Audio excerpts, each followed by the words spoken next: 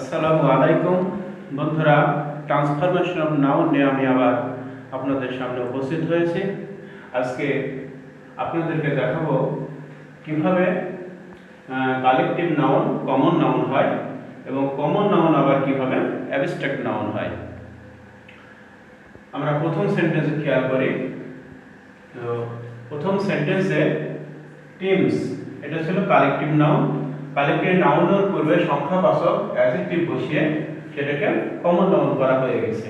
অর্থাৎ কালেকটিভ নাউনের সঙ্গে সাধারণত এস বা এ যুক্ত হয় না, প্লুরাল হয় না।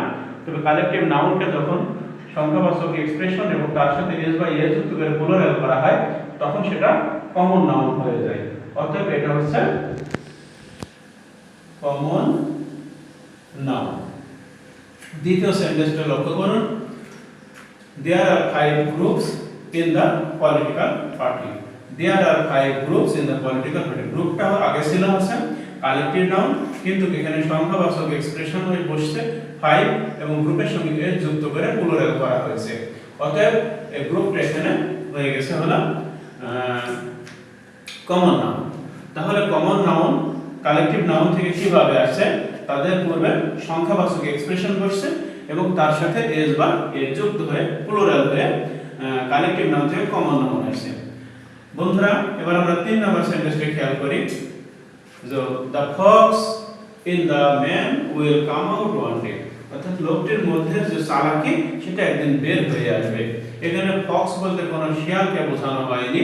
এখানে ফক্স বলতে শিয়ালের যে কোয়ালিটি, শিয়াল একটা চালাক প্রাণী, সেই চালাকিটাকে বোঝানো হয়েছে। এই ফক্স কিন্তু অরিজিনালি যদি জিজ্ঞাসা করা হয় যে ফক্স কোন নাম, তাহলে আপনারা অবলীলায় উত্তর দিবেন কমন নাউন। কিন্তু এই সেন্টেন্সে ফক্সকে ব্যবহার করা হয়েছে অ্যাবস্ট্রাক্ট নাউন হিসাবে।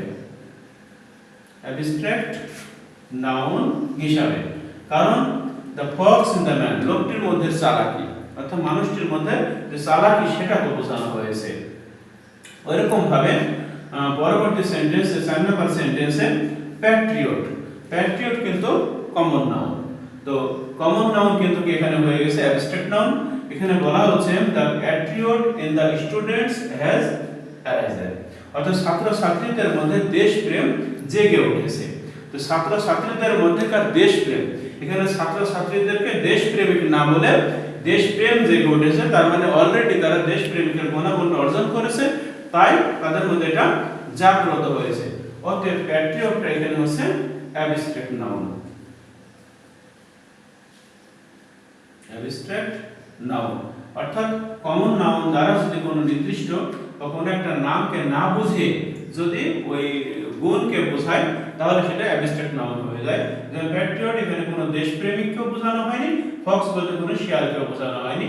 ফক্স বলতে এখানে বোঝানো হয়েছে শিয়ালের চালাকি, আর প্যাট্রিয়ট বলতে বোঝানো হয়েছে ছাত্রছাত্রীদের মধ্যেকার দেশপ্রেম। অতএব দুটো এখানে অ্যাবস্ট্রাক্ট নাউন হয়ে গেছে। আসলে বন্ধুরা, ট্রান্সফরমেশন অফ নাউন হয় সেন্টেন্সে নাউনের অবস্থান অনুসারে। সেন্টেন্সের অবস্থান অনুসারে, নাউনের অবস্থান অনুসারে এটা এক নাউন থেকে আরেক নাউনে রূপান্তরিত হয়। আপনারা যদি গভীর মনোযোগের সহিত বাক্যগুলো লক্ষ্য করেন তাহলে দেখবেন যে কিভাবে একটি নাউন অপর নাউনে রূপান্তরিত হচ্ছে। ঠিক আছে বন্ধুরা, পরবর্তীতে আমরা অন্য একটি ক্লাস নিয়ে আপনাদের সামনে উপস্থিত হব। সে পর্যন্ত আপনারা ভালো থাকুন, সুস্থ থাকুন। আসসালামু আলাইকুম রাহমাতুল্লাহ।